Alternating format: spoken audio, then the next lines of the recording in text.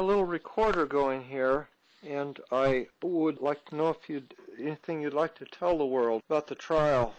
Well, yeah, actually, January 21st, 1973, abortion was illegal. Society considered it an egregious harm. January 22nd, 1973, when it became legal, it did not change that fact that it was an egregious harm and it was murder. The laws cannot change the truth. The truth is that those babies still suffer excruciating pain and torture, even though it's been legalized. Just because you make something legal doesn't make it right. And just because something right is not legal. I was quoted as asking if I had any regrets. I guess I said no. I didn't have any regrets except for maybe the fact that if the law were to have done what it was supposed to do and stop Mr. Tiller, would not have had to come to this conclusion. The lives of the babies were still being taken, and there had to be action taken to save them. And I was also asked how I felt after Tiller was shot, and I said relieved. I wanted to expound on the fact that I was relieved that the babies were here in Wichita were no longer dying. I was also quoted as saying, Lord forgive me, was a misquote that somebody thought they heard. But basically, I think overheard someone say, my God, what has happened, or what have you done? Obviously, I didn't do anything wrong, so I would not have had to ask forgiveness for that. No different than if someone broke into your home and was trying to attack you or your family, and you took action to save yourself or your family, you don't have to ask forgiveness for that. Or if you're on the street and you see someone being attacked, someone's trying to take their life, and you attack that attacker, so to speak, you take action against that perpetrator, and his life is taken, you don't have to ask forgiveness because the attacker, the perpetrator, lose their rights when they're trying to take life. The unborn have every right to be protected just as the born do, and every one of us would want protection. It's the golden rule, doing to others as you'd have them doing to you. If you stick by the golden rule, we can't go wrong. If we'd all live by the golden rule, there'd be no abortion in the first place.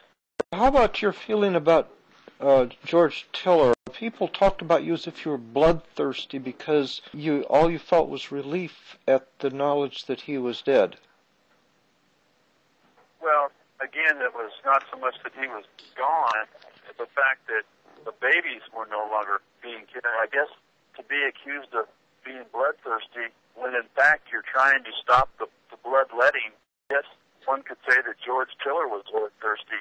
The fact that he tore babies limb from limb in their mother's womb, and he injected poison into their hearts so they would feel excruciating heart attacks even before they took their first breath, by a partial birth abortion, by inserting a knife in the back of the baby's skull before it's almost to be born, and then sucking its brains out. That's bloodthirstiness. I was not bloodthirsty. I was trying to stop the bloodletting. So, do you have any message? Do you have any message for Tiller's family? Do you feel sympathy for them? Are you sorry it had to be done? It's very difficult for me to say, but the fact that George Tiller was involved in the practice that he was, similar to that of a hitman, if you could have sympathy for a hitman's family, the sympathy that I would have, I actually had more sympathy for his family because of the many years that it took for me to finally decide that this was the action that needed to be taken. But every day, George Tiller did not have any sympathy for his victims. Like clockwork, he would go into his clinic every single day, methodically take the lives of those unborn children, showing absolutely no sympathy whatsoever. So, in that sense, I had more sympathy for George Tiller's family in that respect, because it took so long for me to finally feel as though there was no other option, especially when the court system failed to hold him accountable for his actions. So, I guess that's the sympathy that I would have. Just that if they would have talked this man into stopping his practice many years ago, this would not have had to happen. I would have sympathy for a man who was innocent, but George Tiller was not an innocent man. He had the blood of 60,000 babies on his hands. He was impervious to their pain and sufferings. What do you say to Judge Wilbert and to many news reporters who say this trial is not going to be about abortion? And the newscasters, of course, they don't have the authority to say, but they claim moral authority to become indignant with you for every word you say, like you're trying to inject abortion into a topic where it ought not be. What do you say to all that? It would be like the man who was quoted as saying something like having a trial for John Brown, but saying it was not over slavery. Beliefs were that the lives of unborn children were being taken to abortion. How you keep that out of a trial is beyond me, because that was the one and entire motive for the action that was taken. So I think that society just wants to keep abortion out of it because they don't want any light being brought to the subject. So they want to do all they can to keep the truth from coming out, just as the Bible talks about the truth being suppressed unrighteously. That's another example of just that, suppressing the truth and unrighteousness.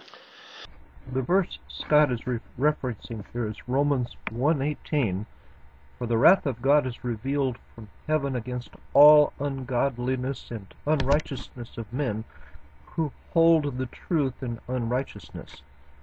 Scott quoted, who suppress the truth in unrighteousness, but the word hold in Greek is ateko, which means to hold down or to suppress. Under common law, and at one time in our history, a man could talk about anything in his defense, but today it has to be narrowed down, and because certain things society just doesn't want to talk about. Abortion is one of them.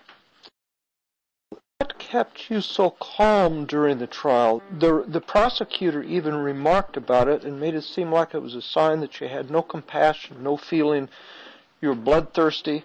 News reporters commented on it, and at first they were inclined to marvel that the prosecutors' many objections were not able to get you to react with anger, but then one of them even speculated, well, maybe you were medicated. Well, I do take blood pressure medicine, but I don't think that affects me too much. I tell you, to be honest with you, I think is the fact that now that George Tiller is gone, it brings a calming effect to myself. Friends have told me there's a calming effect over the city. I guess, looking back, it's been very emotional. It's been an uphill, up and down roller coaster for me. But overall, just the calmness knowing that George Tiller is no longer aborting unborn children, I guess that's what came out in the trial. I was moved when you said the main emotion you felt a little bit of adrenaline during the act, but afterwards, when you got the news, you felt only relief. Now, the reason I was moved by that is because, obviously, you were not feeling relief for your own future. No. Exactly. Your hell on earth was just now beginning. You're just now beginning to start to pay the cost as soon as you heard that news. So, obviously, the reason, what you felt relief for was the thousands of babies who would not be slaughtered. Absolutely, and the fact that year after year after year, and the fact that Tiller was brought to, court, and that failed, and charges were brought against him by Phil Klein, and that failed, and just every day, every year, every month, these babies were dying, and to know that once and for all that came to a stop, that is what the total relief was, that he was no longer slaughtering those unborn children, not being tortured to death in their mother's womb. One other thing I wanted to say about, there's been so much talk about the sanctity of church, and people are supposed to feel safe there. But the thing is that even a more so safe place in this world, the most safest place in this world is supposed to be a mother's womb. And every single day, George Tiller would invade that private, sanctified space by his forceps, by his needles full of poison, having these babies born and then putting a knife in the back of their skull and sucking its brains out. So there's no more sanctified, safe place than the mother's womb, and George Tiller invaded that daily, every single day.